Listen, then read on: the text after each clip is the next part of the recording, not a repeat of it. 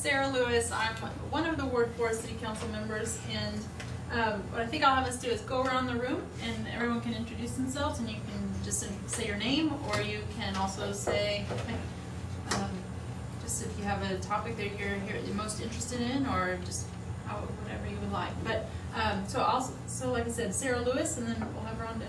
I'm Rhonda Adams. It's a privilege to be your Ward 4 rep, position 1. Paul Becker, Chief Financial Officer of the city, and I'm going to talk a little bit about the sales tax referendum. My name is Chad Ball. I'm the Community Services Coordinator, and I'll be discussing our code compliance program. I'm Brian Waters. I'm with the Police Department, and I'm just here in case you need me. I'm Maurice Ryan. I hope we don't. Laverne Cooper, Ward 4. Well, he's here for you. That's what I was saying. Oh, he's here for me. If I was here for her, I'd have brought back up.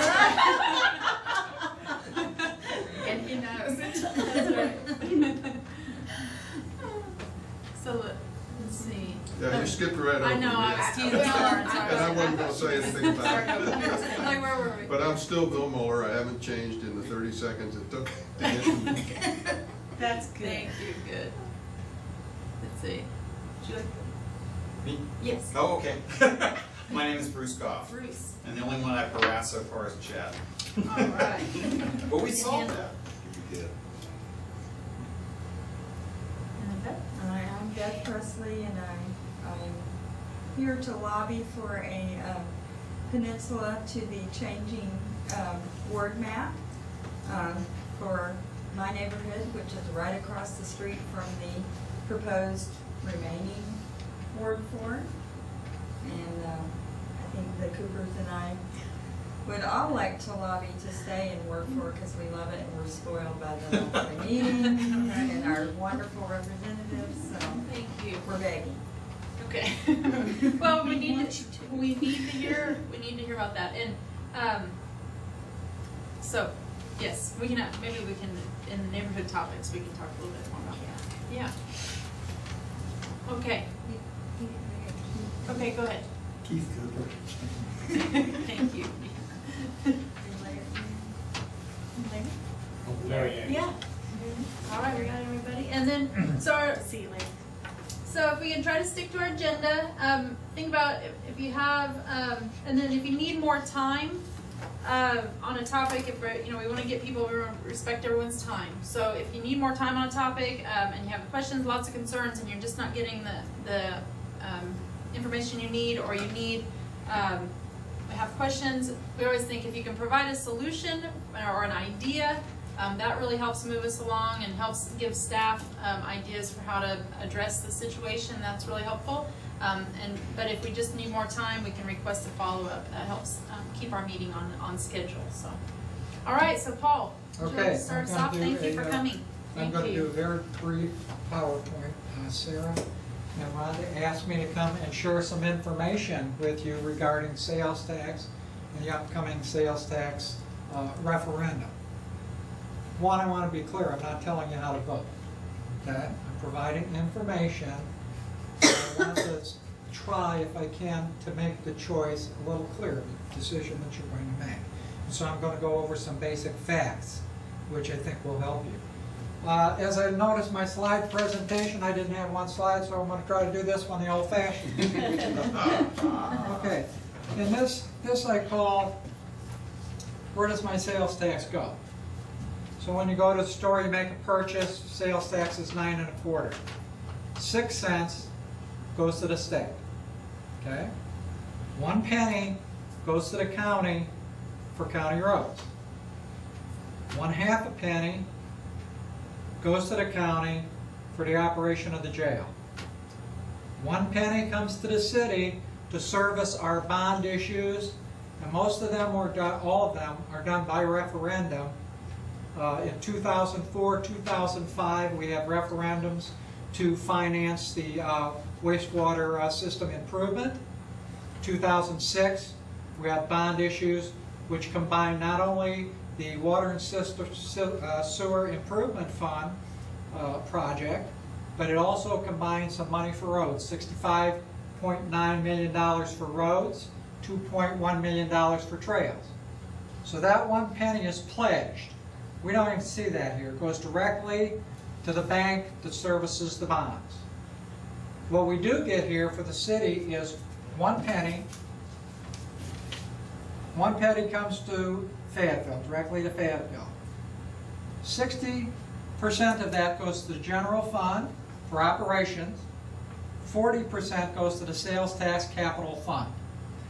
That's what we're going to be talking about, and that's what the referendum is about. The 1 penny that comes in, 60% goes to fund the general fund for operations. 40% goes to fund the sales tax capital. Now, we generate about $15.4 million a year by that 1 penny. So it breaks down at $9.2 million of that is for operations in the general fund. Okay, so we'll say that again. How much? What was the amount of dollars again a year? $15.4 million it generates. That's our expectation this year. Okay? Okay. 9.2 of that goes into the general fund for operations. The balance goes into 6.2 goes into the sales tax capital fund, which funds numerous projects. And I'm going to go through a very quick slide presentation. This is the same slide presentation I did for the council at the agenda session when we were requesting the referendum. So I'll be pretty brief, but I think it'll highlight the issues for you fairly clearly. And then I'll come back and see if we have any questions. Thank you for adding that. I think it gives a good context. I used to have it on the slide presentation. I don't know why it wasn't here, but okay. General fund sources of revenue. And this is the general fund operation side that I talked about. As you'll see, the general fund revenue for this year is expected to be $33.4 million. Of that, if we look at the third item down, $9.2 million is what the city gets for operations for the general fund from that 1 penny tax. That's 27.6% of all of the revenue coming into the general fund. So that's the amount that we're talking about. Now if we look and break it down and say, where does it go? Okay, 9% goes for general activity, 2% to outside agencies. We're talking about outside agencies. We're talking about places that provide services for us, like the senior center, Boys and Girls Club, etc. Salary contingency, that's a little money we keep for certain benefits, etc., that we have to pay as people leave and things of that nature. That's a very small portion. Salary turnover, that shows as a negative because we don't budget the complete salary expenditures. We reserve an amount for turnover, which we normally have. 1.6 goes to help fund the library. We have cost reimbursements. In other words, those are one fund paying another fund. We charge, say, the water and sewer department for doing their payroll, doing their accounting, things of that nature. Finance and internal service activities, that's $4 million. That's my department. It runs accounting, runs payroll, HR, IT, things of that nature. So those are the support groups, which are generally spread to everybody else. The key point I want you to look at here is the police activity. 35.2% of that budget is going to police. 25.2% goes to fire. So when you hear us talk about that it's going to affect public safety, okay? I can't tell you exactly how much. If it happens, we'll have to work it out, but there's no way that it can't affect public safety.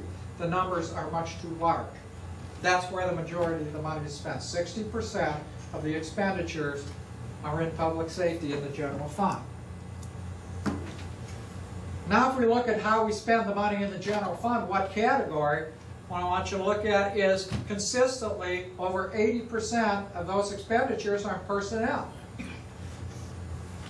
So we cannot adjust that budget in the kind of amount that we're talking about, $9.2 million, without having major ramifications to personnel.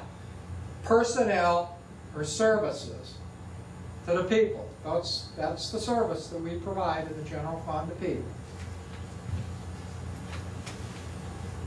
If you look, we would have to generate, we'd have to save again 9.2 million, 82% of that roughly we'd have to look into personnel. Now if we took it and we said, okay, we're going to take all the categories we saw before, we're going to spread these amounts over. How much will we have to cut in personnel? We would have to cut $7.5 million in personnel. Take a rough, if you roughly look, if we don't cut a large portion out of personnel, the rest of the categories altogether don't even add up to $7.5 million. So there's no way that we could account, there's no way we can get around anything other than cutting personnel. Again, this is looking at the budget, this is looking at FTEs. FTEs are full-time equivalents. So in other words, if we have a part-time person, works half-time, another one works half-time, we add them together, that's a full-time equivalent. So when we're talking about FTEs, and here in the general fund 455, we're talking about more people than 455, because we do have part-timers. 36% of the people are in police, 25% of the people are in fire. So again, almost 60% of the personnel are in public safety in the general fund. And that's why you hear us talking about some public safety so much. So the rest spreads. So moving on. Whoops, we don't want to go to there yet. There's no way we can make cuts if we have to the tune of $9.2 million without affecting personnel. Now, we calculated that. I calculated that. How many employees would that be? Okay, if we look at that, we'd be talking 55 people in police if they had their equitable share. We'd have to cut police by 55. Where would we cut it? We don't know. We would have to look at it. But it would affect investigations. It would affect probably patrol. It would affect all across the police department. We would be talking about 38 people in the fire department. If we cut 38 people in a fire department, that's closure of stations. 2 to 3 stations probably minimum. If you close stations, that's going to impact ISO ratings. Okay? ISO ratings are what's used to calculate all of our property taxes that we pay on property taxes. Response time would be slower, either because of distance or because of the man's staff, and this would affect insurance rates. So there are a lot of ramifications to this. But that's kind of how it would break down between in public safety. About 9 FTEs in parks it would affect. And parks is where a lot of part-time people work in the summer. So you're talking about many more than 9 people. Approximately 46 jobs in government would have to go in the governmental area. Now that's courts, that's prosecutor's office, that's the clerk, city attorney, people in that particular group. We'd be talking about 46 people, excuse me, that was 46 people in general government I just talked about. Again, it would affect the Boys and Girls Club, the Senior Center, and Ozark Regional Transit, and amounts that we would fund them. So that would have to be looked at, as would our support to the library. Now that's the operational, general fund operational side. It said there were 2 pieces to this. $9.2 million to operations. The balance, 6.2, would go into what we call sales tax capital. First thing you'll notice, if you add up the column, it's not 6.2, it's 5.2. That's because this year we transferred $1 million from the sales tax capital over to operations to fund operations. As you know, we've had declining sales tax past years. They're starting to look better now, but we had to provide for that. If we look up to the top, the majority of that fund, over a third of that fund, $2.3 million, actually a half at this point. $2.3 million of that goes into some type of street program. Now we have a street fund, and what street fund handles base maintenance, pothole repair, something of that nature. Biggest amount we use in here is what we call a street overlay program, or the in-house paving. That's the repaving of the streets. That's keeping the streets maintained. That would go away. All of these things would go away. $800,000 of it goes to sidewalks. Okay, so the sidewalk program, that would go away also. Trail, that's the trail program, would go away. Trail improvements. Everything on that list would just be gone. Drainage, things of that nature. Already we're pressed with requests, as you know, to fund other programs out of that sales tax capital. This year we've been looking at drainage and drainage issues and trying to address some of those drainage issues. That's where we address them. So if that disappears, that goes away. Now that's kind of the magnitude of the question you're looking at. The question is, basically, are you satisfied with services that you're getting from the city? I'm very proud of the services we give. I think we give a high level of service to the citizens. I think the citizens expect it. And we try to respond. Something changes and you start talking about 148 people. The balance, the majority of those positions would have to come out of public safety. You're talking about a major reduction to services. And I've been asked, well, can we reduce it? Yes, you can reduce it. Depends on what you're willing to accept. And believe me, a lot of the government services would drastically change. You can't cut 27% of the budget and not have drastic changes. And that's kind of the information that I have. I think it's kind of clear what the issue is. And I will be more than happy to answer a question if anybody has any. Yes, sir.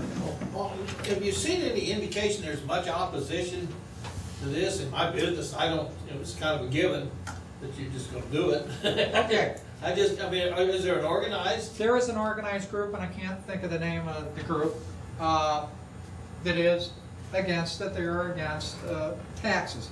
Now, one thing that I need to make perfectly clear to everybody, this is a continuation of the tax that currently exists. It's not a new tax. People in Little Rock had a new tax. This is not a new tax. So I want to avoid that confusion. After I made the first presentation, the next day, or the next Monday when I talked to the mayor, he said the biggest topic he had at Farmers Market was talking about the referendum. And by far the majority of the people were for it, but they thought it was a new tax. It isn't. Now, so there is some organized opposition. I believe when the citizens of Fayetteville really look at these facts, take them into consideration, I have full faith that they are going to pass the referendum. But there are some people who don't feel that they care to support it. The biggest thing you have to be conscious of, those who support it, if you don't go to the polls and be heard, you may get the decision you don't want. Okay? So I think it's important that everybody that has an interest in this shows up and does vote. Excuse me, I came in late. Sure. How much reduction in revenue would it be? Okay. If it did not pass? If it did not pass, $15.4 million, okay? 15 $million. .4. That would take out programs that people who won't say they won't vote for it would be sorry to lose, I'm sure. Yes. It'll affect, no matter what programs that I hear that you support. If you support parks, you're in favor of parks, it's going to hurt parks. If you're a supporter of public safety, and most, well, literally everybody I talk to supports public safety. It's going to affect that. Okay? It's going to affect street programs, going to affect the trail program. All of these programs would be affected, would be impacted somehow. Now, what I laid out for you is not necessarily a plan. We try to modify that. But it's generally the direction we would have to go, okay? That's 27% of the general fund. 27. Yes? What plans do y'all have to getting your point across to the general public?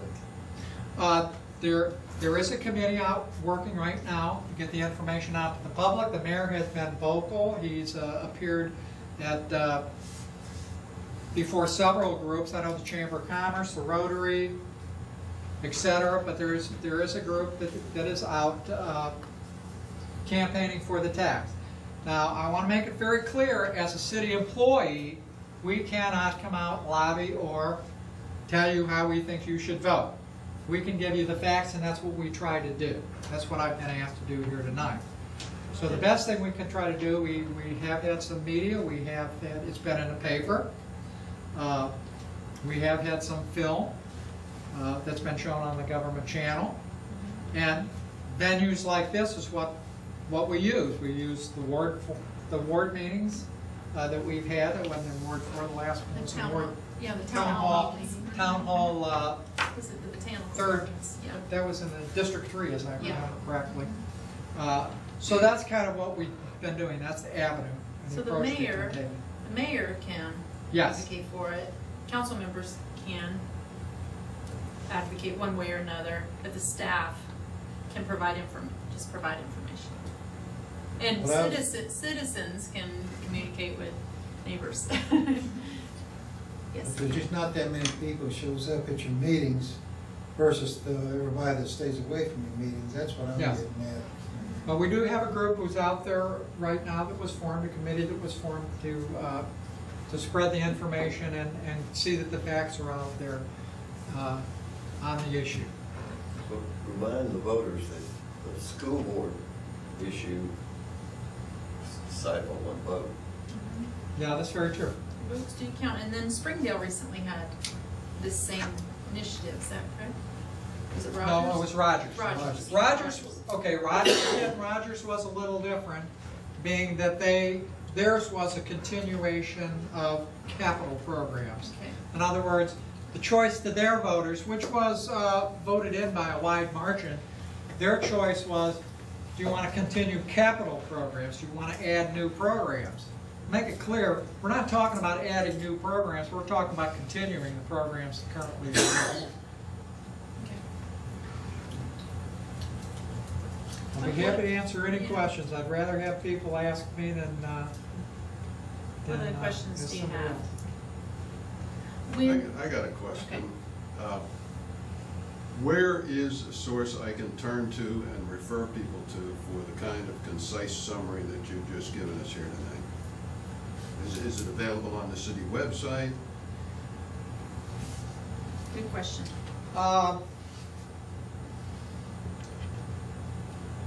No, it is. Well, your presentation is Currently, available if you go look at presentation that, but is. not a concise, you're is it? looking for.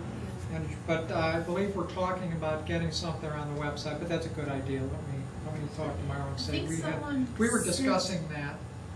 There was Matter a of fact, write-up we're or something, a discussing that memo today. or something that described it that I thought was useful. If somebody Yeah. I mean, it's not like bullet pointed, but it, if you want to read about it, you could. There is a memo that went out there, but I'm going to see about putting that. We talked about that this morning, so let me try to get moving on that. Yeah, the way you've presented this, you hit a number of key points. Your graphics have a lot of detail, and you didn't go into all that detail. You hit some key points, a few of which stayed with me, and I suspect that a 1 or 2 paragraph summary of those key points would be very handy. We do have correspondence that was sent out. It was sent out to the media, it was sent out to many, but we did not post that. I do not believe we posted that to the website. I'm going to check into that and get on that. Good. Okay? And your flow very chart good. is really good too. That's very good to break down the 9 1/4, I Yeah. think, right there. That's really helpful. If you can either have maybe have Julie send it out to the neighborhoods, or I don't know if that may be, because I know that I'll get that and then I can be sure to forward it to you all. Of course, it'll go even beyond this group. that way. I don't know if that's, you know, I know you need to be careful about, but just getting the information to people is okay, so that would be. But we were discussing that this morning, as a matter of fact, at our administrative directors meetings about going in that direction, so we need to move ahead on that. Could you do you know, like I said, just the highlights of what you give here, the main portion, could you send that out with a water bill or something like that? Good idea. That is what it- There was a discussion of that. Okay, number one, it's late, it's too late to get everybody. Number two, part of the thought process of whether or not that would be the most effective, we get into several issues. Is that lobbying on a vote? Number one, unsolicited. Two, it's too late to get it out in the mailers. Three, a lot of people tell me they throw it all in the garbage anyway. So that had been considered. But we did not choose to go in that direction. Any other questions? I think that's a really good idea, and I can help with that, or we can help get that out, get that information out, and maybe we need to do some. I mean, I can tell you, I'm certainly willing to advocate for this. I think obviously there are really important services that are tied to this redesignation of this tax. Is that a? You can call it renewal. You can call it redesignation. You can call it affirmation, continuation.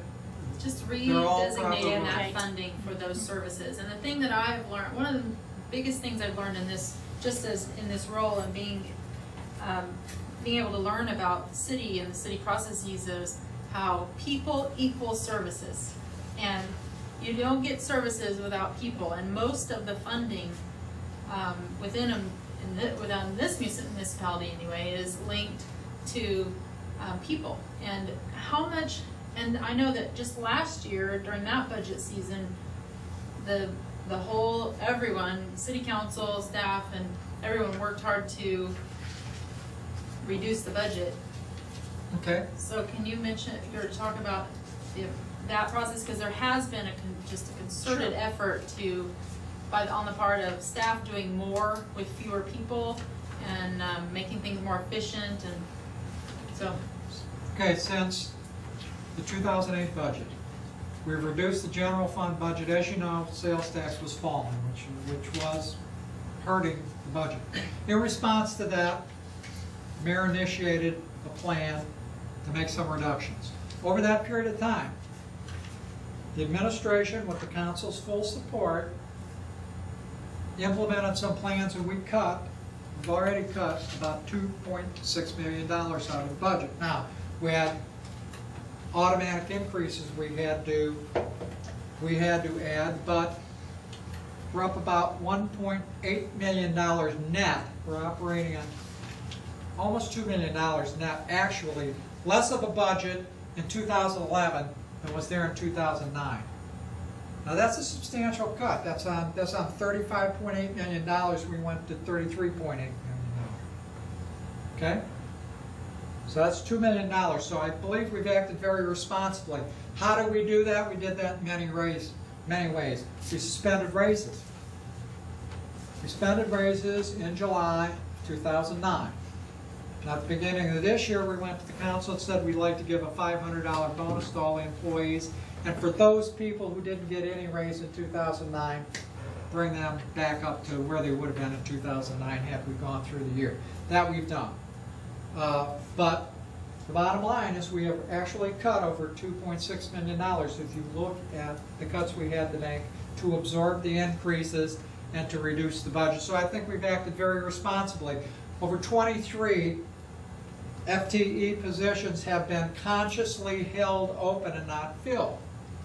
Okay, so that's 23.4 positions to generate about $1.2 million that's saved somewhere in that neighborhood. That was done, those employees, those jobs were not filled, which means you throw a bigger burden on the other employees. So the employees of the city have not only not gotten the normal raises, okay, but we've also picked up additional tasks. And we haven't really reduced the services to the citizens.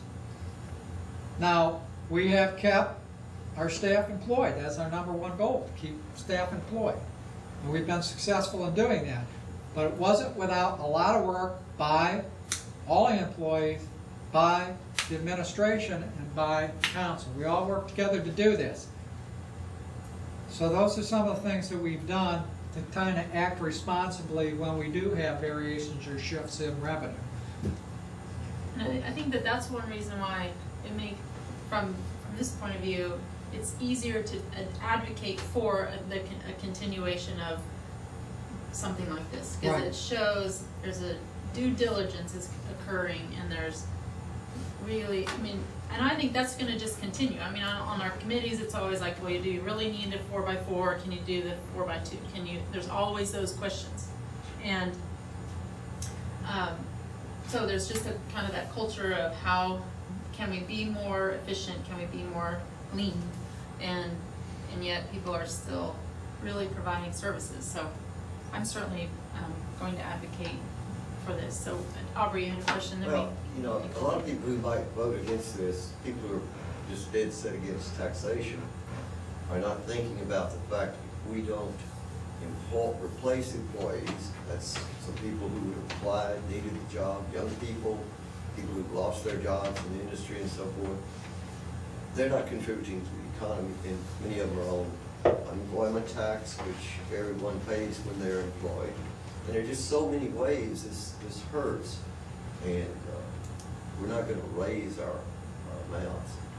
And I guess people who, you know, if it's a sales tax, it just means you don't spend as much, then you're paying less tax. So you can rebel that way without voting against something that we, you know, clearly need for the city. That's a good point. Really good point. Yeah, it's all connected. Yeah, you lose jobs, you lose people that contribute to the economy. I think that's important. Any final comments or questions for Paul? So I hope that you'll think about it and communicate with your friends and neighbors, and we'll work to help you get more information, like you're saying, some key points and so on. Thank you for your Good. comments. Okay. Thank you. Thank you very much. And Paul, can they contact you also? Sure they can. Okay. So you can If get all of you have us, and we can connect you to Paul, or If somebody has questions, you can call me. Call main office, 479-575-8330. Okay, and specifics, I'll be happy to help you. Thank you, Paul. Thanks. John. All right. Well, next on the agenda we have Chad Ball. Thank you for coming. Thank you for having me. Yeah. I'll stand up for a little bit, but I usually Okay. like to sit down. Paul, I had a lot of stuff to, introduction, but I will say my name's Chad Ball, and I work for the Community Services Division. And Paul reminded me that I am part of this 60% of 1 cent of a dollar. And it's very interesting. He can talk all he wants, but I'll give you a little microcosm of what he's saying. We have a program of 5 people, really 4.5. We have a frozen position that has been there frozen for about 1.5 years. We're not missing a beat. We're working harder. We're working smarter. It's making me go out in the field a little bit more during the summers, but it's sticking to the facts. I will vote. So I want to give y'all a brief overview of our code compliance program. What we do is it's kind of public safety. Police and fire do public safety. We do public health and safety, and I think I've spoken to everyone here. I know at least once, if not 100 times, right? We're really responsible for 4 codes. 9501 is unsightly, unsanitary conditions. That is your overgrown grass and weeds, junk in your yard, standing water, those type of unsightly conditions. We also deal with City Code 9504, which is a public nuisance, which is more or less a large-scale unsightly condition that we cannot abate with other measures than the public nuisance. We have City Code 16414, which is inoperable storage of vehicles, which are your junk cars in people's yards. And we also are responsible for unsafe buildings, which is City Code 17309. And that is unsafe buildings and unsecured buildings where we would go and board them up. So what we do is we receive a call from a citizen. We get a request via the website, accessfayetteville.org. They come into our system and we dispatch that. We have currently we have 3 officers that are responsible for the 55 square miles of Fayetteville, roughly 18 square miles an officer. They are out every day. I am managing them, but I am letting them go out and do their work. I am taking care of calls and other things that come in-house. So we've got 3 dedicated officers going out. They get a call, let's say they get a call on Weddington. They go out, they inspect, take pictures of, let's say it's an inoperable vehicle. There's a busted out window, no tires. Take a picture of it. You'll on the front door, you'll get a little door hanger that says, hey, you've got a little issue with your vehicle, please call us. So that's the first initiation of conversation that we have with the tenants or the property owners, depending on if it's a rental or owner occupied. They get the door hanger. Hopefully, we'll get a call. We'll talk about it. If not, the officers come back. They do their code work. They send out a notice of violation. The violation is sent certified mail. So we'll get a signed receipt that they've received the notice, and 10 days for unsightly conditions is the time frame for them to correct it. For vehicles, it's 30 days, and for like an unsecure structure, we give them 72 hours.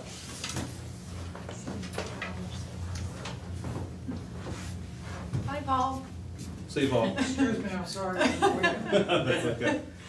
So once we get the violation notice to them, get them proper notification, we give them their time frame to correct the violation. Hopefully we'll be engaging in phone calls or on-site visits to let them know exactly what's going on and how they can correct it. If they don't do it, let's say for overgrown grass, we've got a crew out, we'll go out and we'll correct it for them, and then we will bill them similar to a water bill. So it gets corrected. If there's issues, which we've had the past few years, where the owner is either bankrupt or just unknown, or it's a bank, or it might take a little bit longer. It's not a black and white science. Code compliance is an art. I've been doing it for over 8 years. I've seen a lot. I've seen a lot of the easy stuff, but there are some difficult situations that takes human contact, takes dialogue, talking about it. And I just want to let y'all know y'all are lucky to have some very good elected officials in Ward 4. By far, they are the ones I speak to most. By far. So, yeah. In addition to our 4 codes that we are responsible for, we provide support for planning during with their zoning issues and sign issues. We also support the engineering division with grading and drainage type things. And when I say support, we're the field representatives. We go out, we take the pictures, we gather all the information that's needed for the engineers or the planners to make their determinations as to if it's a violation and what goes forward on that. So I wanted to go through some of the, our main focus. We like to educate. We get 4,000 or 5,000 new residents a year, a couple hundred a semester. I mean, we have a new group to educate every year. So we go out. We recently went to Razor Bash. We go out. We talk to incoming freshmen, new people to Fayetteville. Let them know that, hey, we're here. This is what we do. Give us a call. We also provide some information to incoming freshmen through the university. They have some type of introduction, and some of our literature is in there as well. It's a brand new program. Yes. That you all helped initiate. Yes, we're working with the university. We talk to the off-campus connections and other types of student groups to try to just let them know we're here. You know, that they can talk to us. We're people. Sometimes the man. We're just people like you. We've got one of our newest things that we unveiled at this year was the Be Cool campaign, which basically we're just telling people just be cool. And we got COOL, codes are created to keep the peace, that's the C. The O is only park where it is allowed. The other O is over occupancy rules exist. And the L is loud parties attract attention. And I've put in there, if you don't want police to come to your party, keep the noise level to a minimum. So hopefully, and if you want police to come, hey, crank up the volume. So common sense type stuff. We've been doing this for a while. We started with basic information, and we realized that basic information doesn't hit the people that need to, it needs to hit. So we're going to them. We've got our little ranger dog. He's our mascot, and he's nice, friendly. He's cute. He's cute, and people will say, "Hey, what is he about?" And then we get to educate. We've got a Did You Know campaign that talks about different stuff, what every off-campus citizen should know, what Ranger wants everyone to know about signage, and what Ranger wants everybody to know about mosquito population in Fayetteville. So little cool things like this. We've 6 years ago, I think, we have we made this activity book because we're trying to reach people 2 to 92. We want people to understand that, hey, junk all in your yard is it's not normal, and if kids sit there and play their little games. Am I supposed not to be funny? All these little entertaining games and stuff, it engages people. It takes it home. The kids want to play these little puzzles and stuff, and it goes home and it gets thrown out here, and maybe Dad will look at it and go, "Ooh, I'm not doing the right thing." So we use activity books, and I told you about the new Be Cool thing, and I wanted to also tell you something we're just starting, because I think everybody's got one of these little smartphones. No. Yeah. You got. There's an app for that? There's not an app. We're not going to do. We're not doing an app. We don't have the money for an app, but for free you can make a quick response code, and what you do is everybody knows about this. If you or anybody, you know about these little quick response codes, QR code. Yeah. You go up there, it beeps, it beeped, and it goes straight to our webpage, which has all the stuff. We're calling it our education station. So it's loading up. Here's our web page, and you zoom in. It's got all the PDF documents of everything that we have. So hopefully, neighborhood groups, someone just wanting to start up something. Where do I get all this type of information? We don't want to print all this stuff out and You can do it. You can just go bam. Here's the website. You'll scroll down. Here's a little education thing. Here's a handout. You push that. There's your handout. You can do that through your smartphone. You can go online, accessfayetteville.org. What else do I want to talk about? Well, anything else? Just along those same lines. Remember how I think it was Bill that was saying some of the good neighbor thing. Mm-hmm. Yes. So I'm wondering if some of these things feel like you could stick it in someone's door more easily. Specifically, the How to Be a Good Neighbor document, which you might or might not have any jurisdiction over. I do not. Then that settled that. Yeah. Because the way I've heard you talk, you would not have put the heading "How to Be a Good Neighbor" on it. How to Be a Good Neighbor is a wonderful document. It It has nothing about code compliance in it. No. If you read it, it has nothing about code compliance. But my point is that I am very reluctant to take a piece of paper to a new neighbor that has a big heading on it that says "How to Be a Good Neighbor." Because I'm saying to them, ask them to be cool. Yeah. There you go. Yeah. Yeah. There's all different ways. Yes. If they've got kids, bring them a little sticker. There's all kinds of ways to engage the public. I mean, it's silly, but it's, you know, Yeah. kids love stickers. Hey, How hard is it to get an adult to change their ways? Very difficult. How hard is it to make a kid happy? Very quick. I mean, look at this. yeah. And they're happy and they know about code. I'm a code ranger. So it gets the dialogue going, and that's what we're trying to do here, because we want people to know what we do. We want them to know that there are certain rules in the city of Fayetteville. There's rules everywhere, but Fayetteville's different rules than Springdale, than Rogers, than Hot Springs, than Jonesboro. We've got different rules. So we want to try any way necessary to get the message out. So what I question?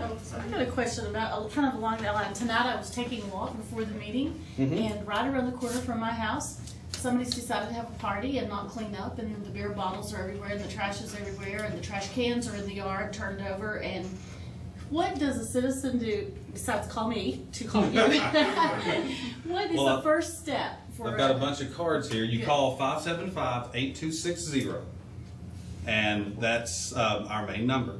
You can call my direct number, 444-3430. I'm in the office most of the time. If you're really upset, go online, accessfayetteville.org. There's a little spot right there, citizen request. Click that.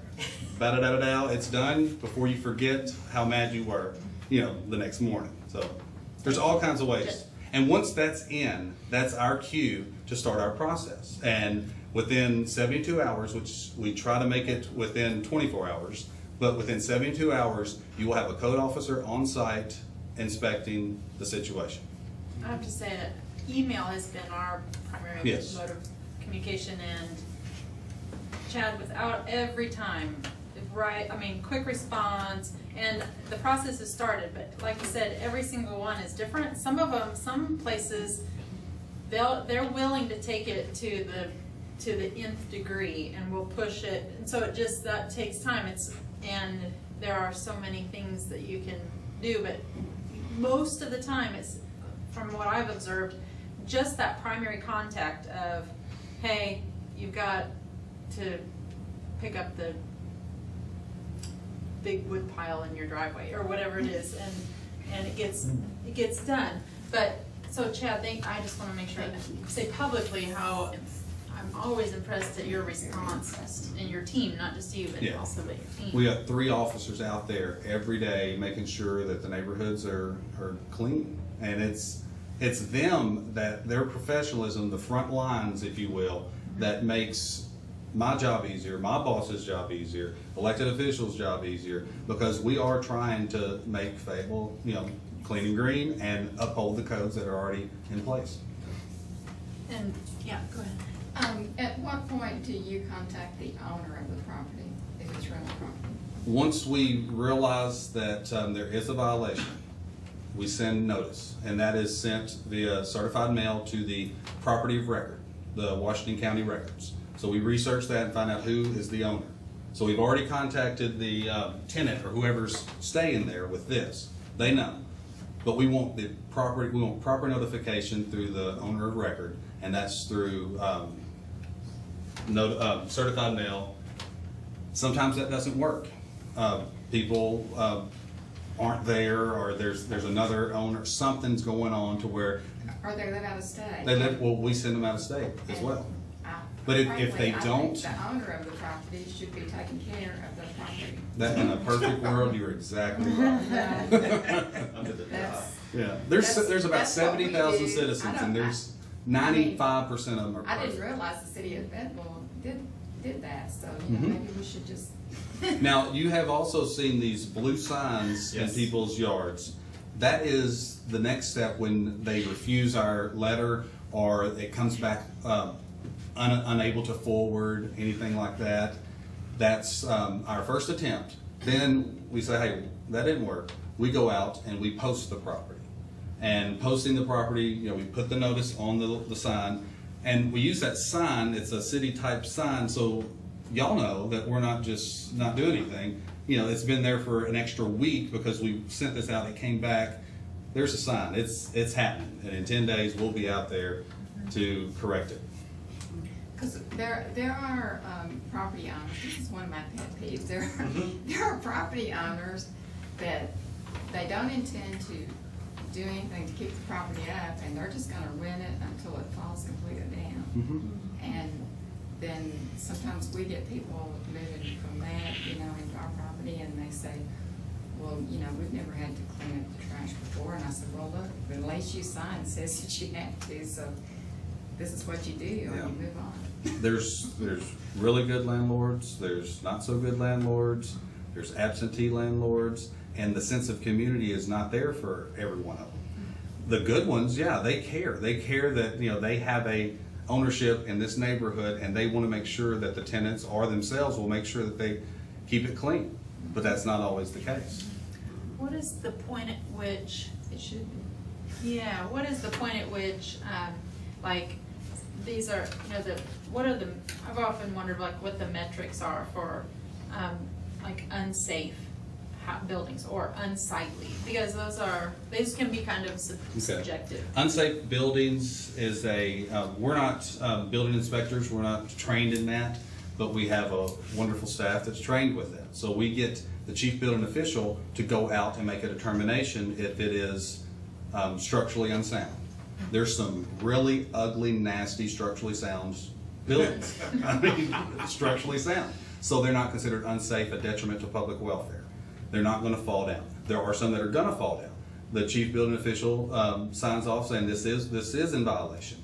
Then that's where we go with notification to let the property owners know that we're going to go to council. We're going to set this to a public hearing. That's how we're supposed to do it with our resolution. We got to go to a public hearing. So that's when y'all see y'all see the very tail end of all the notifications and work we've been doing, and see the worst of the worst. You know, our job is so y'all don't see anything, but you know that's once again a perfect world that we don't live in. We do have some of those in our neighborhood too. They're boarded up. They're not livable. Haven't been for years, but they're still standing there. They're structurally sound. They're not considered unsafe. Now, when the boards start getting peeled off, people start going in. You know, doors get kicked in. That's where we work good with police. You know, they want us to go out there and immediately secure those. So you know, they know that if a board's pried off, hey, something's happening. So you know, it's a good thing. And we work with police and fire and the prosecutor's office, planning and building safety engineering. We're all in a smart team. We all support each other, so we know what's going on, and you know, we work very well together. And that's what my question was, because there is a difficulty, because that affects property value and quality of life. So what's the approach? Is it something that, like, do you work with the neighborhood association, or is it go beyond code at that point, or what? What do you? Well, you know, what can be done? I didn't raise those people. I didn't parent. You know, there's certain things that you know they just unkept, kind of nasty, but not in violation of our city codes. Right. You're responsible for the city code based on the metrics that. Yes, and you talked about unsightly, unsanitary conditions. Right. Let's talk about grass. State statute says unsightly, unsanitary conditions. They've got a 8-inch mark for residential. So we have a little gauge that we go by and we put it down. We take a picture, and if it's way over that, then it's it's in violation. So it's junk if it's broken down household items that are in the yard. That's not supposed to be in the yard. It's junk. There's some things, we've had toilets that are wonderful landscaping, they put flowers in.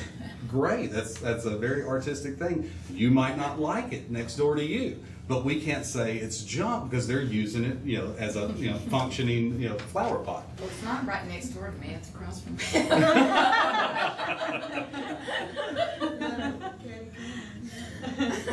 And so that's where, like, I don't know if you remember, but Shirley and I worked with staff to write the 4-car limit with designated parking areas, and that was because there wasn't a readily available mechanism for looking at limiting occupancy, but also the number of cars. And so that's a relatively new code that you all supported, that Shirley and I pursue for a similar reason, where there's the code enforcement they enforce the code. If the code's there, they enforce it. But so that's, you know, so that kind Thanks of to thing. your work, now we know that when we take a picture and cars, the drive or the parking area, if it's not clearly delineated, you can't park there.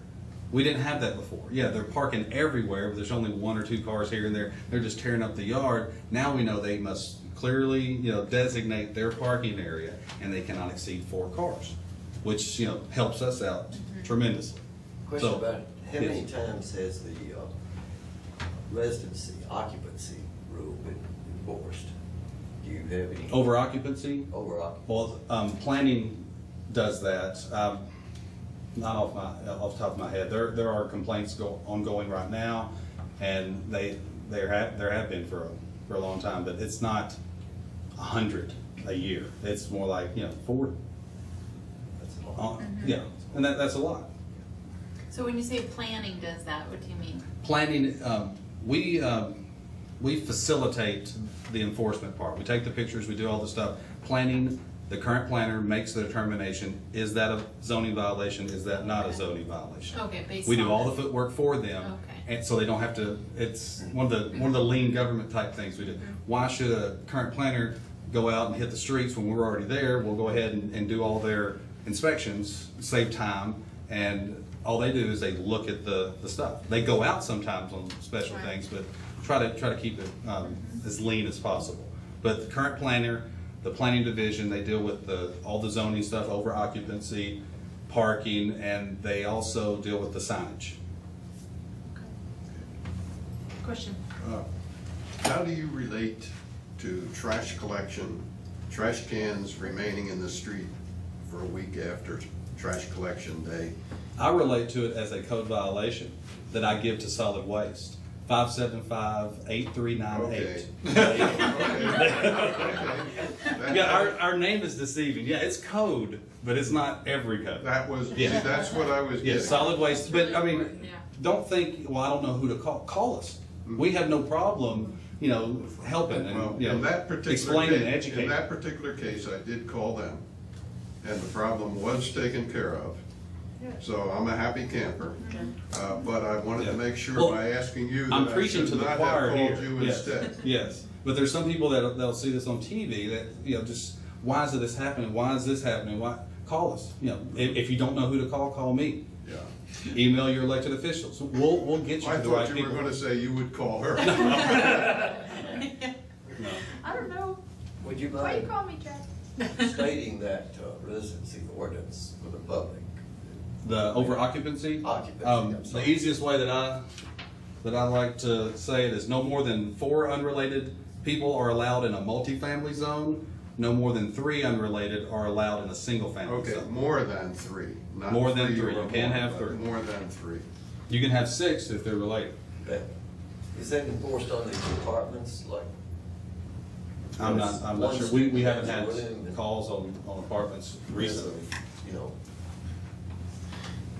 Did you forget something, Paul? Yes, I did. Would you like to make an announcement? Would you mind if I? No, go for a ahead, go ahead. moment? I was upstairs and I was thinking that I'm sure that we had something out on the website for information for the sales tax. So if you go to Access Fayetteville, go to the city newsletter, September edition, page 12. You'll find a write-up on it. If you haven't had enough of seeing me ramble on, you could go to the sales and use tax date of August 2nd, 2011. That's a council meeting, and you can listen to me talk a little there. Or you can go to the agenda session of July 26th and look on video. And I did a very similar presentation to what we did. So Okay. that's the information that you could refer people to on the We can issue. help get that, send that out, people. Thank you. Thank you. And does anyone have any more questions for Chad? Before I'm we sorry, go to, Chief. thank you, Paul, for going to find that. I'm gonna take my board with me in Okay. case somebody With Paul coming back, I want to switch gears a little bit. Aubrey said something about school board. School board was decided by one vote recently. There were 14,000 people eligible to vote. Only about 300 voted. it's important to vote. That's a fact. And another fact, I'm going to vote. All right. So in closing, I'm available to you guys. You pay my salary. Call me anytime. We are also, with the whole social media stuff, we're on Facebook, Ranger. Look for Ranger on Facebook. You can also follow Ranger on Twitter at Ranger Says. One other question. Yes. Says. Ranger _ Says. Is there any chance that a combined publication, say by the Environmental Action Committee with your department, would include the streamside ordinance, the native plant option, and the stormwater initiative, which includes primarily keep the water where it falls? With native plants and native soil like you have in South Fayetteville, potentially just very easy to turn your yard into a native plant yard. You've got black rich prairie soil, and it already absorbs water. And so if that water stands one day on a lot every time it rains hard, then that actually means it's soaking in, it'll be down soon, and it's not gonna run off and flood somebody. And if you go to the native plant option, that would include some grass tolerant.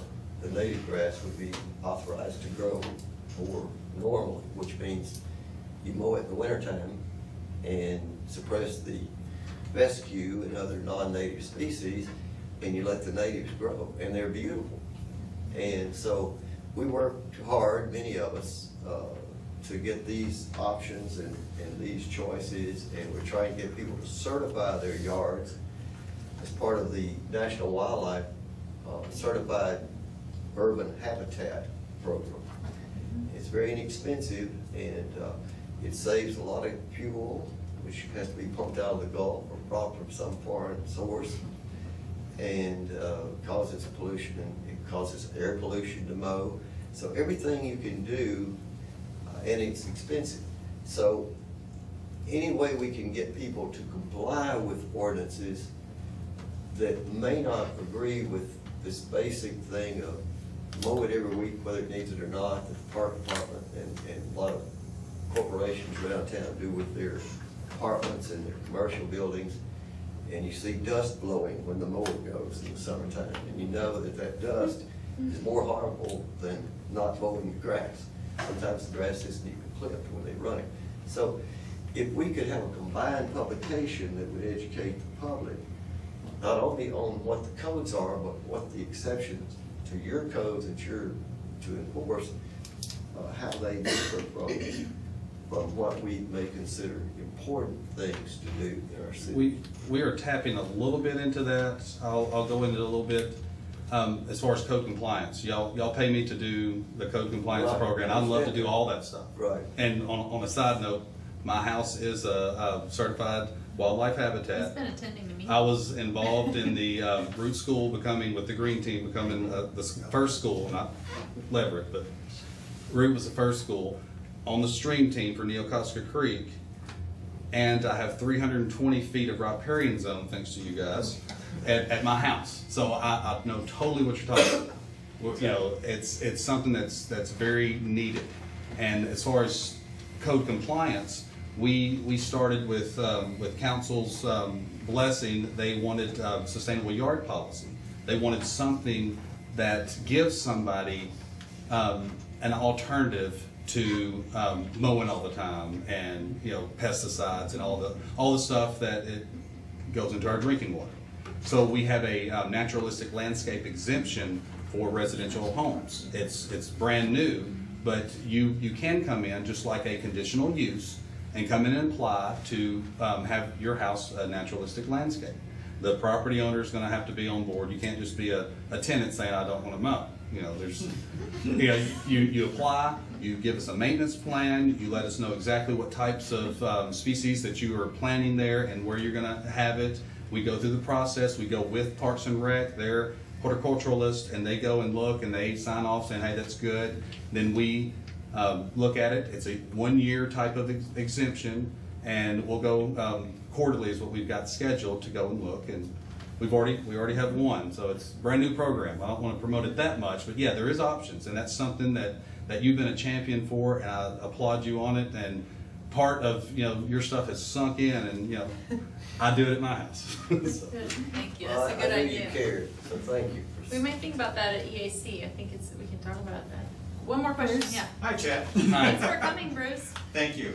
Chad and I know each other because we found a lost in space median, and I've taken it on personally. The median on Salem and Weddington. Walnut Grove. Walnut Yes. Grove, it's lost, but Yes. I actually have been paying for taking care of it. And I appreciate that. No problem, I live in the neighborhood. The Yeah, question I really. would have on that, because that's brilliant, is the fact that I'm the president of a homeowners association, and are we allowed to do something like that, apply for that for an HOA kind of situation? For the land that y'all have, The naturalistic, yeah. are y'all responsible for the green space in that Yes. spot? Yes, yeah, and we pay $17,000 a year to. And it's owned by the POA? Yeah, to mow nothing. Wow. Yeah. So it's owned by the POA? Yes, it's owned by Yeah, the you So can POA. plant whoever the POA wildflowers. representative can apply and get there. So yeah, and Great idea. there's all kinds of cool things you can do that doesn't even involve plants or you can put xeriscape with rocks and little shrubs, whatever you need to do. I'd love to eliminate a lot of unmowable grass. I'm not an expert in No, that but stuff. I just wanted to know. Yeah. Good there's idea. Oh, a yeah. room full of experts on that I'm- stuff. So Yeah. yeah, it's Okay, well, it's this was worth encouraged. my intended. There you go. Glad you're here, Chad. Ward 4 is good. All right. We'll Thank you, talk. Chad. Anything else? Bruce, it's You been know you can call me good to tomorrow. talk to you on the phone and all too. Good, glad you're here. So, yeah, please contact us if you want more information from Chad, or if you want to connect with Chad or his team. So we're happy to get to have him come tonight. Thank you again. Thank you very guys much. for Thank you very much. Great. All right. So neighborhood topics, and I know Beth, you had talked about the ward delineation. The new ward boundaries is a topic that's coming up. Well, at the last council meeting, we were hearing it again, and then it was requested to designate an effective date so that it would be clear on 1, 2, 3. Okay, we all are thinking about these ward boundaries now.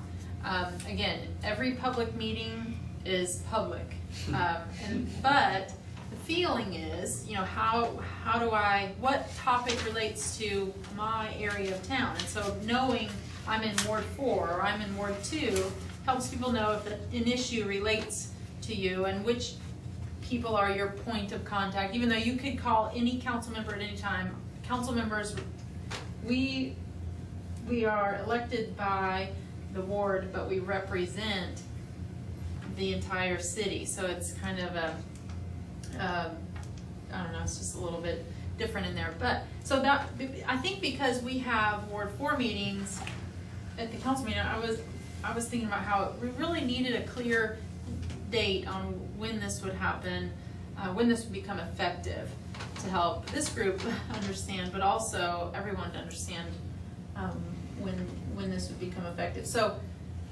you're saying that you would like the boundary to be looked at along that area. Yeah, if there could even be, and I know that the Coopers don't believe in computers too much, but if online, I mean, I know there's a map on there, Yeah. but it's not, at least I couldn't figure out how a citizen could play with it and go, wait, okay, so I could keep this precinct together and do this and do that, I mean, we just don't have the knowledge base and the numbers, I mean, Yeah. it's hard for us to play with it except looking at it and saying, please don't take us out of Ward 4, because, what are we gonna do the first month, or the last Monday of every month if we're not in Ward 4 anymore? Oh, I think it's a real topic. It's a human issue. Just for the neutrality of it, John only considered the population and what looked like kind of what made the most sense in order to remain neutral, which I think is a good approach. But now I think we're at a time where maybe it's okay to be thinking about some of the human aspects of this, which is a very big part of it. So I'm not sure. so I have note written down here. I'd like to get with John Goddard and look at the map with him, and see. And I've done that. Yeah. Before I spent And have it 45 moving minutes around. to an hour with him, and if you don't mind me saying Yeah. that, and talked about having him here tonight, inviting him to come tonight. It did seem like he had done an excellent job of considering every possible boundary where he could draw a line, and I think he knew when we finished talking, maybe before we talked, that I particularly was unhappy about that piece that we're losing, and several people have contacted me directly that are very concerned about it. I just simply hung up the phone saying I didn't even hardly know how to argue with him. He had done such a great job of explaining to me what he did using good software and good, he's done this before. He did it in 2006 when there was a special need. Then after the census, he did it.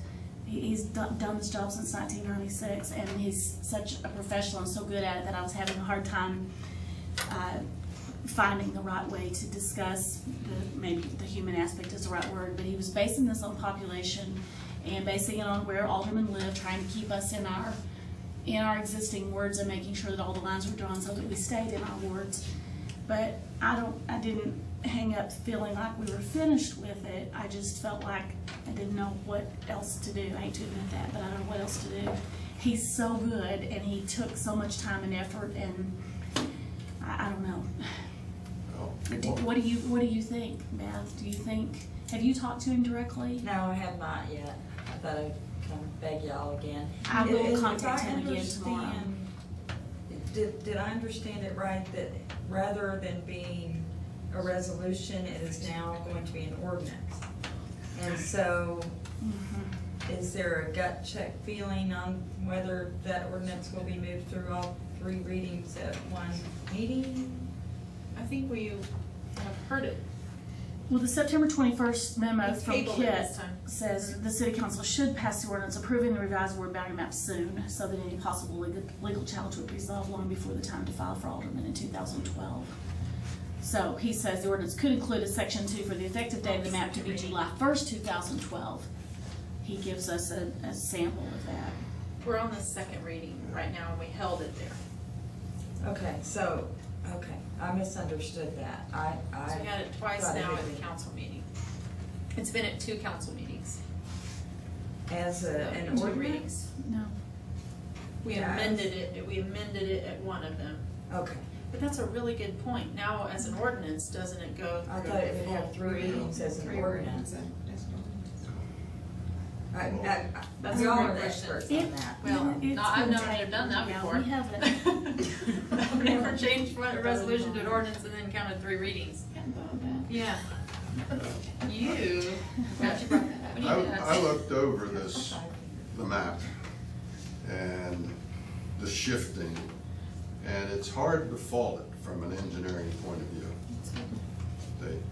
But there's another consideration, I'll put different words to it, saying exactly the same thing you just said. When you design an organization, one of the key considerations is affinity. You try to put similar units close to each other, reporting to the same boss. Right? Well, you have affinity here in the ward among the precincts. And some precincts I question in that sense why they're in Ward 4. And other precincts, I say, hey, we ought to hang on to those. See? Because there's the affinity. Right. And There's this a is similarity. really good to hear There's from a you on type this. Absolutely. and interest. The way Glad to that, hear You said from you it on well this. Saturday, Beth, when you talked about the whole you don't. well, I mean, we relate to are a narrow, the population is not very dense in our area on that side of the road. We are- Right, basically, yeah. So it's, the way that this is isolating us, basically, whereas, you know, if we're staying on the west side of town, which is where we live, Yes. on the west side of town, and nothing wrong with being southwest side of town either, but, I mean, it's taking our our new ward would be from Farmington to Elkins, or, you know, basically. You don't feel like you don't shop on Mission. It's not my neighborhood, you know, I mean, I feel like the existing Ward 4 is where I live. I mean, that's where Where you do all your life things, takes yeah. place pretty much, so. And mine too. Yeah. I associate with that. It's just, you know. Well, you got me excited Saturday talking about that, and it got me off of my kind of, and so I think we do need to at least talk about it some more. And you're going to call John, and I'm going to call him again, and I don't think that raising this issue is a challenge to him. No. Dealing with the issue may be a challenge to him, but just raising it, he is playing the role of a technician. Sure. And as a technician, he should not be ego involved. No. And when I say should, I'm not making a normative statement, I'm making a predictive statement. I just don't think a good technician would be ego involved. And, right, and they're, you know, they're looking at the population, but there's population numbers, you know, they're very close, but they're not exact, so. I think that this is, I'm glad to hear, and I'm thankful to get to have this meeting and talk about it a little bit, because I needed to hear from some people on this, and then Frank Sharp is to the backup. Frank Sharp and Rob Leffler and some other folks up in The thing about it, you're talking about one street there, total about 6 households. Mm-hmm. That's it. I mean, we're the last and fifth. Yeah. So Let us talk some more. Yeah. New subject when you get a chance. Good. Okay. Go ahead. Actually, I'm here for 2 small reasons. Number one is I've been participating in the solid waste conversation about.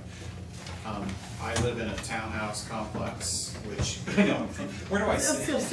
I live in a townhouse complex that unfortunately falls within our solid waste pickup as a commercial. So we have dumpsters, even though we have, you know, individual homes with individual addresses and individual garages and individual, you know, driveways. So I've been participating in that, and I'm hopeful that you will support the concept that those types of situations can move away from the commercial dumpster pickup. Because now we have kids in the neighborhood who are discovering that there are dumpsters, and I don't even know if they're paying for their trash pickup where they live and they're coming in and dumping it. But we've also had dumpster fires. It's a charming thing, you know. It's a charming life to have a dumpster, you know. And there are people who now when they bought, they didn't realize there was going to be a dumpster in front of their house. So anyway, that's. Tell me again what you're participating in. Is it It's the conversation. It's a conversation about an ordinance that would come before the city council to take, in a sense, this type of physical space off the commercial side. Because anything beyond a duplex, single family home and duplex is allowed to have individual pickup. Yeah. After that, no. You have to have a dumpster. So we find ourselves falling into the anomaly category. Not fish, not fowl. Actually, the chicken smells, but anyway. So we're hoping that will come forth, and I was looking for support in the concept of allowing when it's. We're looking for more density in this city. Yet density, in a sense, is somewhat punished, you know, by being told it's commercial from a solid waste disposal standpoint instead of having individuals. Even though we pay for our trash and our water individually, it's a dumpster. So Bruce, you were chatting, we might be able to, I've got something on my calendar for this week to attend. Is there a meeting this? John Coleman has, Yes. they're doing a huge study. They're doing a big thing. And that's where I was writing a note to, you need to call him. He's not going to be Wednesday? Yeah, he's not going to be in tomorrow. They're all going to Little Rock to see how they do their, commercial recycling and stuff. John's in on that, isn't he? Yeah. I've attended at least one meeting. But I think there's a meeting this week. I know it's on my calendar. Is that, do you I'm know not the sure chat? if it's Wednesday. Well, it's a case I have participated and I have attended, and I gave him our address and said, come look at the physical situation. And I'm going to be attending this week, and so I will keep we'll figure I'm it out. glad you, yeah. So, and then the second one is in the category of anomalies. It's kind of interesting.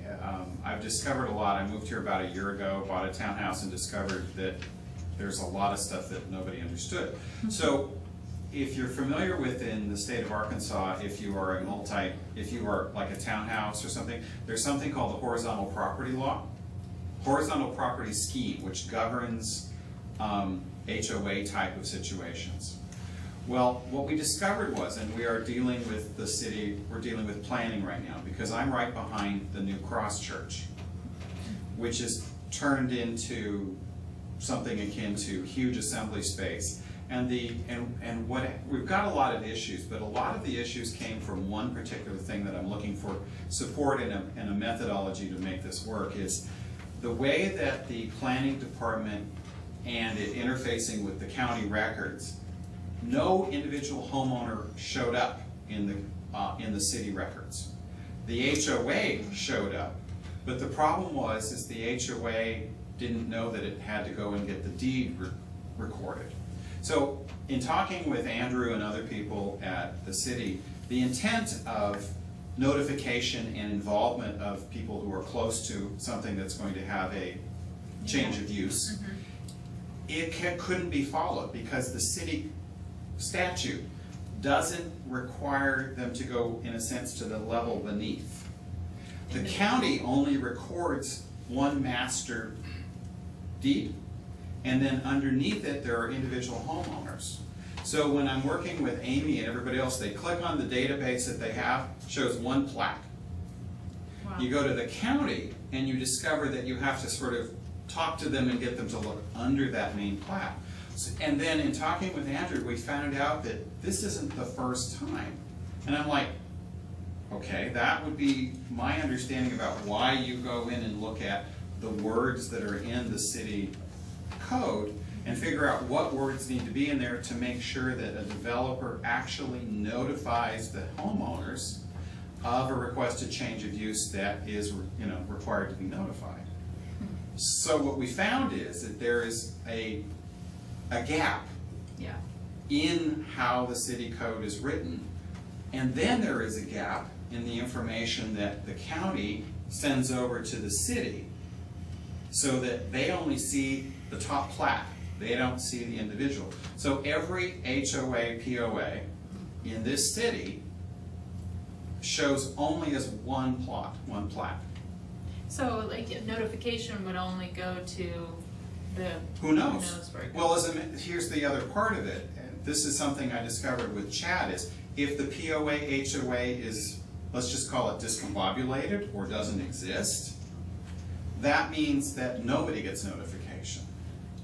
I mean, you're taking odds that one individual might get it, whereas the 58 homeowners who are actually owners of their individual section of the property don't even have a shot at getting notified because of the way that the statute is written. And you've been, I'm just trying to get a process here. So you've been working with Andrew. Well, we started the process when we discovered that, and I've been working with the police department as well, because as it turns out, nobody realized that the drive that the church was using as its main entry and exit is our private drive. And they weren't letting us turn left or right because they were saying we're getting in their way. So that was the beginning of this. Sure. And then discovering their information was that Chabot, which is the name of the street, is a private drive. And we also, nobody paid attention to the fact that that whole exiting entry system, it's been a cluster. That's how I like to. It sounds like, is there something, can the police help with this? Oh, well, we've actually been working with the officer who's there. With those, I mean, the limit for the short term, like isolated. I'll explain that we've been working with the officer on issue. that. But the problem is actually bigger than that. Yeah, is that without a doubt. planning gave approval, and that's another conversation we're continuing to have, this is the part that's weird, and that's another conversation, but I'll explain it, is that building is rated for 750 individuals. In other words, that's the code, the building code says 750 occupancy.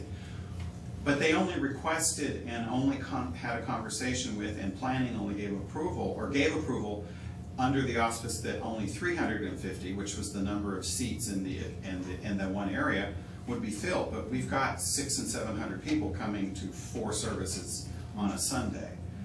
So we had that half their landscaping has died in the last couple of months. But those are other things that we're working with. But the underlying problem is that the individuals who are most closely impacted had no ability to comment or participate in that public planning process. And that is because there is a big gap in how the city statute works and how the county information comes over. Where there are, I was saying that there are parts of town where there are lots of POAs that we don't often hear from. Yeah. And I'm wondering if that's well, every reason. POA where there is where it falls under the state's horizontal property scheme, which I just love the title. I have to say it a lot because it's funny. The horizontal property scheme is recorded by the county as one plat. So even if it's an HOA or a POA where it's individual homes, those appear as individual homes. But it's this funky thing. Thanks for bringing that to our attention. Yeah, it's good to know. Learn well, more. What I'm trying to do is I've requested, and I haven't gotten a coherent answer back from planning, that where do you go, the city attorney, how do we get this fixed? Because my concern is that tomorrow Lindsay could decide to put, you know, a strip club for all I know on their property, and no one would ever know. Because there is no mechanism in place to adequately notify.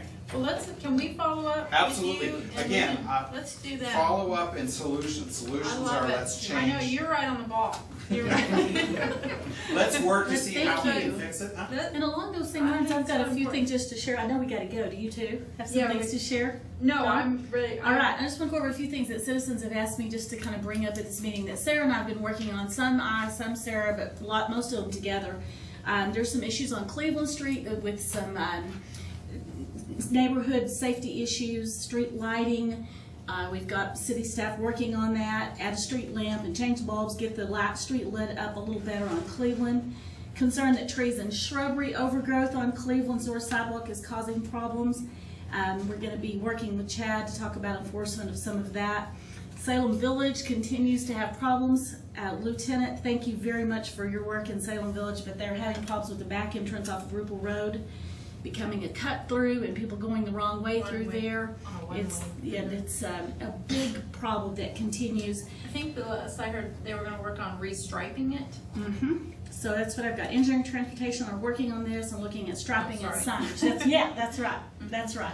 I just made a summary of all the things so that I'm going to try to do this every month so that you all will hear a little bit about the things that Sarah and I've been working on during the month. But we really do thank you, Lieutenant, for your work. I know you've spent some time out there, and extra patrol has been helpful, but it doesn't solve the problem with people going the wrong way on one way. So we've got to keep on top of that. And we've had some Razorback in Cleveland illegal parking that you all have worked very hard on, Chad, and the citizens over there were concerned that the property owners were selling parking permits for daily parking for students, and they were.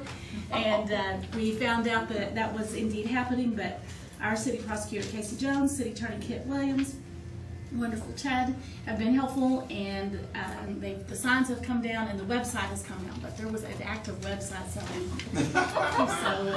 maybe they just didn't know they couldn't do that there. And then we still continue to have a problem with the Cleveland Street smoking issue, and I've talked to people repeatedly even today. Mary Alice Serafini said she would love if I passed it on that housing continues to clean up the area twice a day. In all the discussions in the newspaper articles she has seen, there's still a lack of talking about mutual consideration, talking to students about respect for the neighborhood and the children who are walking through that mess. It's still pretty bad, even though we have two times a day people going out there and cleaning. It's not just students smoking, it's staff, it's workers of all types. So there are some pushes over there to relocate the smokers somewhere else, and then there's some other pushes with teach them to stop smoking. And we're both continuing to have dialogue and talk and visit and try to see what can be done with that. The other few things that I wanted to share in a way of kind of announcements, I think that we all would agree that we're thinking of the Looper family and how sad the loss was this week for the city, our city transportation department and that entire family. And I've think at a city meeting we ought to mention how horrible that was and how sad we are for that family. I also know that some of you know that Shirley Lucas, who gave 8 years of us, is dealing with some illness in her family, and we're thinking of her now. I'm on the nominating committee, which has been a great fun for me, a great amount of fun for me to be on, and we have some new Ward 4 people on there. Mary Harrington was appointed to the Animal Services Advisory Board as a citizen at large, and Shannon Sourwine was appointed last quarter to the Urban Forestry Advisory Board. Shannon is looking forward to the celebration of trees, October 15th on the square, and he couldn't be here tonight, but he wanted us to pass that on to Ward 4, and Mayor's Town Hall will be in November at the Boys and Girls Club on the 14th. And many of you, including Sarah, helped me found Woodrow in Ward 4, where there's a lost dog, and he was found. And so,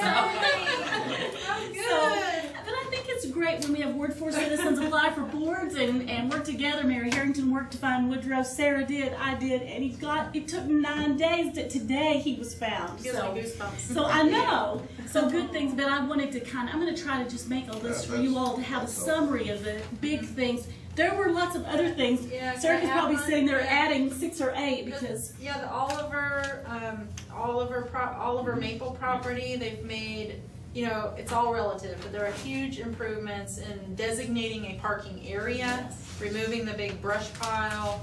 Actually met with the owner during a football game, and he said, I'm growing up. I think I understand about quality of life, and so I'm hoping that this can improve, but they are making efforts, and I appreciate the staff communicating, and so it's been an ongoing process.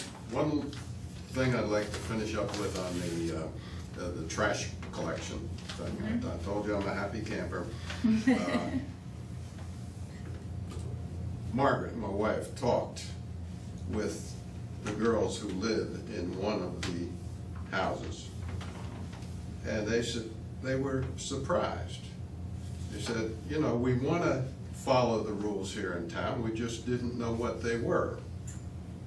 Now, the lady that I talked to at the Solid Waste Division said to me that they put a stuffer in the mail once a year when they send out the extra tags for the extra bags, the 4 tags. Stickers.